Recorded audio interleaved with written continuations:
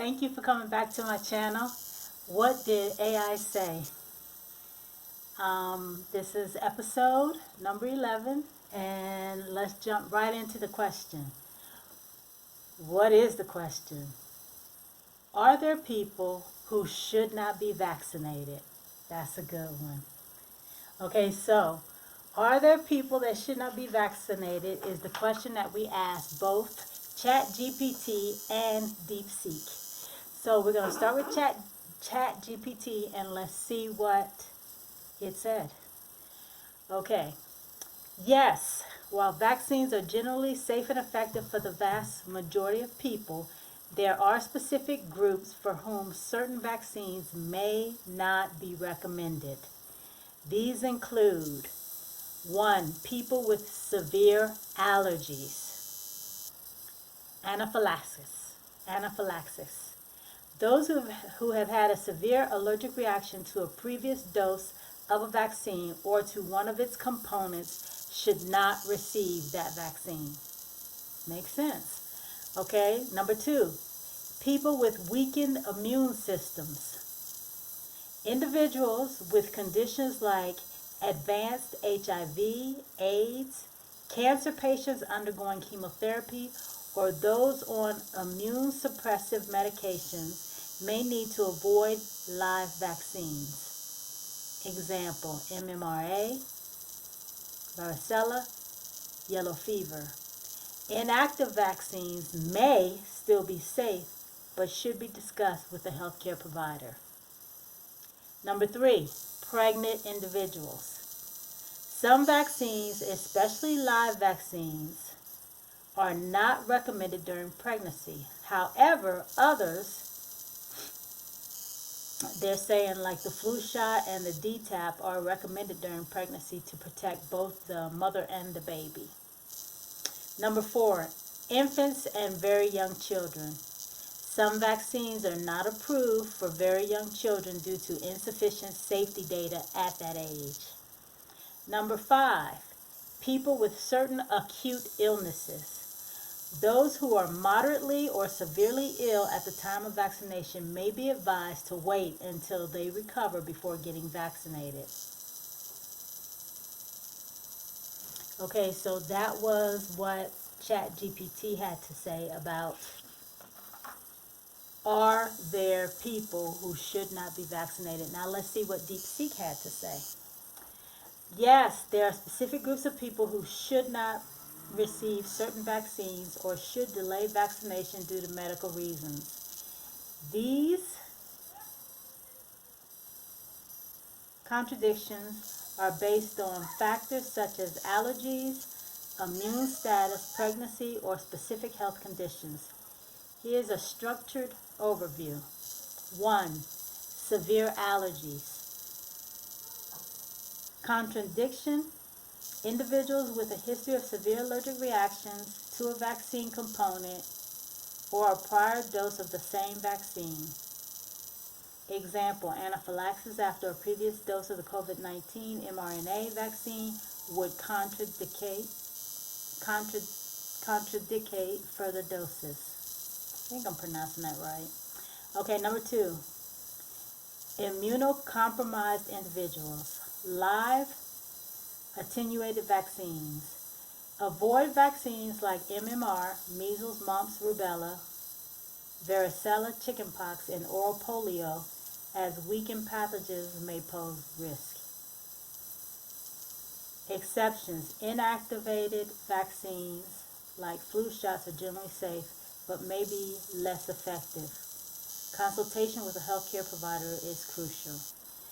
Number 3, pregnancy. Live vaccines, generally avoided during pregnancy, e.g. MMR, varicella due to the theoretical risk. However, inactivated vaccines, DTaP, flu, are recommended for protection.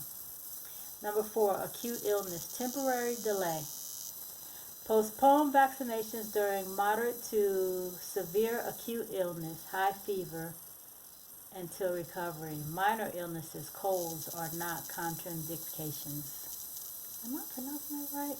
Contraindications. Number 5, specific medical histories. Ah, history of GBS may influence recommendations for certain vaccines. Thrombosis syndrome contraindicates specific COVID-19 vaccines if occurred post-vaccination. Age considerations, too young. Some vaccines have minimum age requirements. Elderly, adjustments may be made for efficacy, but age alone is not a contraindication. Key notes.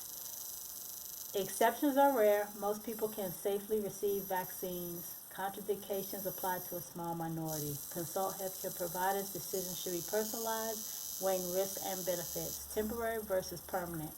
Some contraindications are temporary, while others are lifelong. Always discuss individual circumstances with a medical professional to ensure safe and effective vaccination.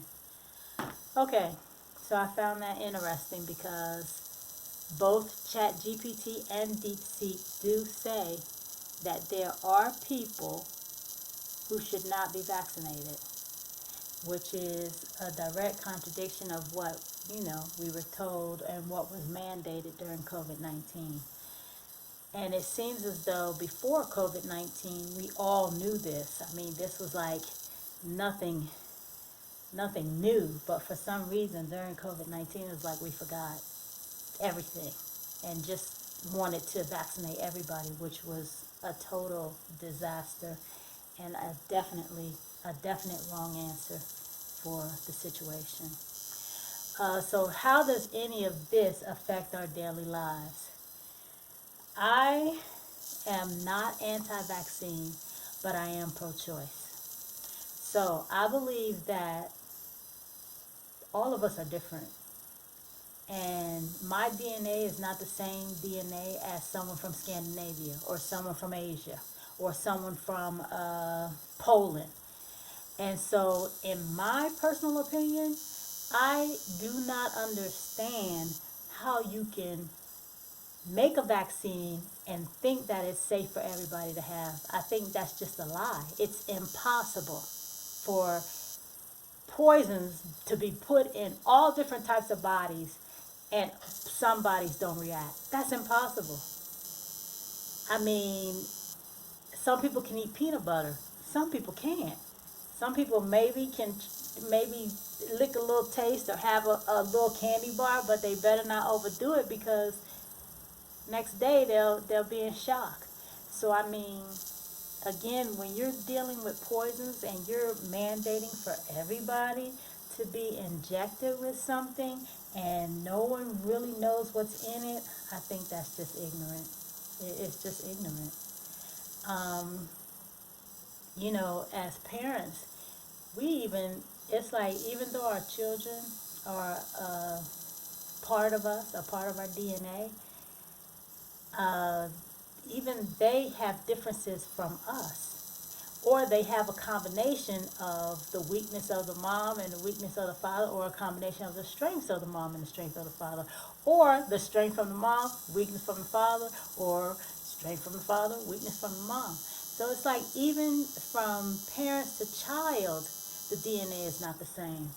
I mean, I can eat a mango, but I have a son who can't. I have another son who, what was his thing? He can't do fragrance. I can't do fragrance either. So, but I could when I was younger. As I got older, I did develop an allergy to fragrance. So, I mean, it's like, and as our bodies change, we do develop different allergies depending on, our environment, what we use on a daily basis, what we eat. So it's like telling people that a vaccine is safe for everybody, to me, is absolutely ignorant. It's no possible way that can be true.